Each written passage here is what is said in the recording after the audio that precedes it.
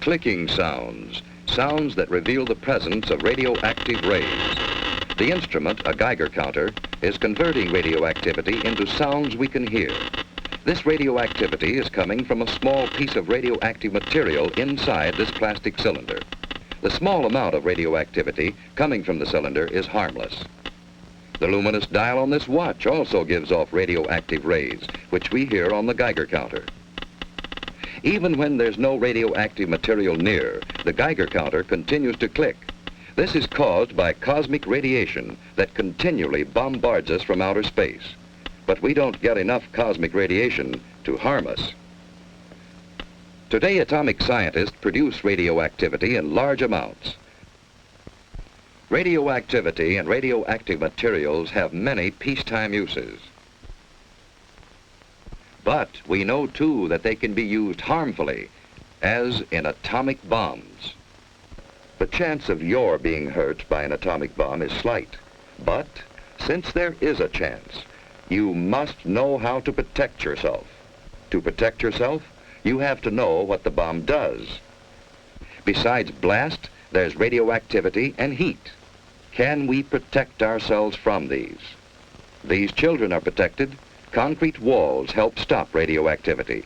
Any wall stops the heat. The heat scorches the house, but does not harm the children.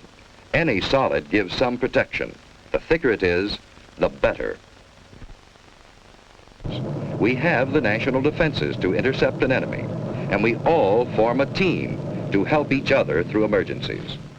You are on that team. So is your family, each member of it. And in your community, every doctor, fireman, every policeman and nurse, every lineman and operator, every civil defense worker, in fact, every community employee is ready to help you if you need him. So your community is prepared for emergencies and ready to help other communities.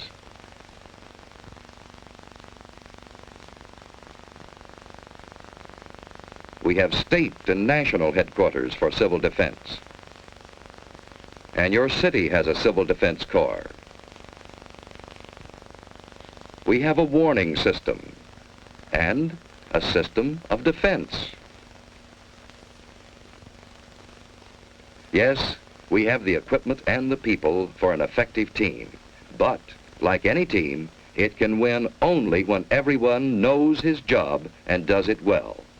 What is your job?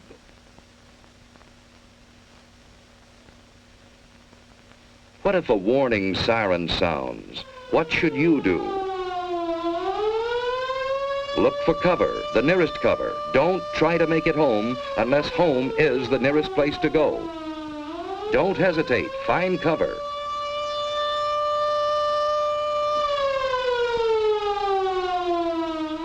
Everyone is in on this. Strangers will understand.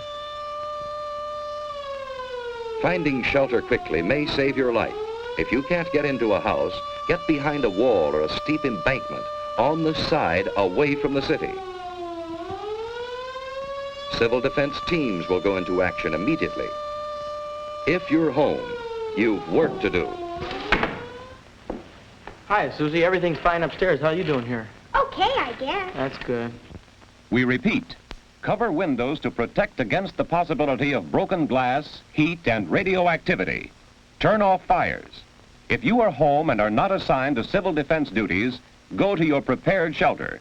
Those who are in shopping centers, go to prepared Well, shelters fire in the kitchen's immediately. out. Now we'll go down the In basement. this practice alert, we are assuming that the attack will come on the waterfront area. See, it's just practice. All this rushing around for nothing. Now, there's just where you're wrong. We need this practice. Now, come on, let's do our job. That's good thinking. We all need practice. Here's a clean, well-prepared shelter in the basement. Ted and Sue have a battery radio. And they have soda ash and stirrup pump fire extinguishers. They have other emergency supplies too. A flashlight, a well-equipped first aid kit with plenty of bandages, tape and scissors.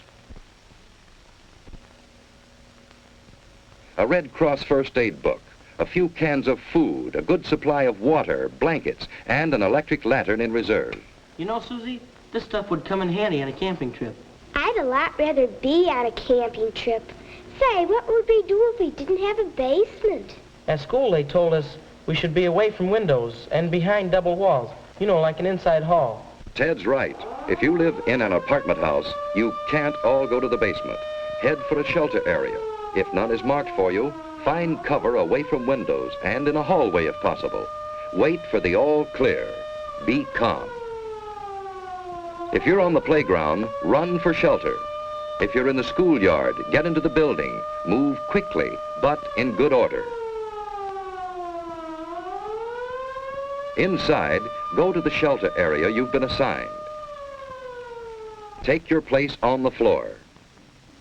Here's one good way to protect your eyes and neck in case of a bombing. Wait for the all clear. So far, you've been watching a practice drill. But what if there is a bombing that comes without warning? What is your job then? Find cover immediately. Don't look at the flash. Stretch out. In about 1 minute, the immediate danger is past. Then head for safer cover. Another bomb may fall. Get indoors if you can. Shed your outer garments. They may have radioactive particles on them.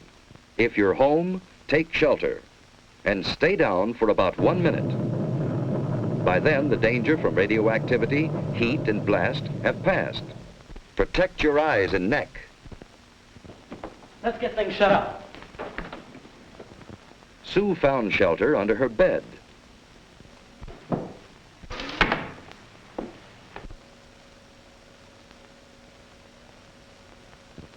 Dad, let's get the battery set. When the house current is off, that battery radio is essential. Keep tuned in.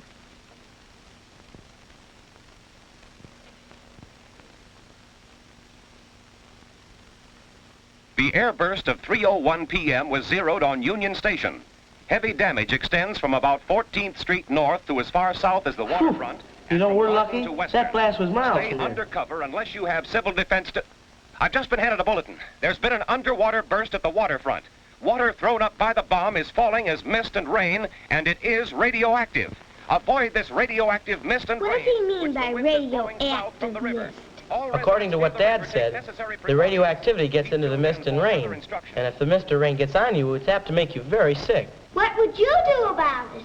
I'd scrub thoroughly with a detergent and water. What's a detergent? It's something like Mom uses when she washes dishes and clothes. Don't drink tap water. It may be contaminated. Ted and Sue are waiting for the all clear.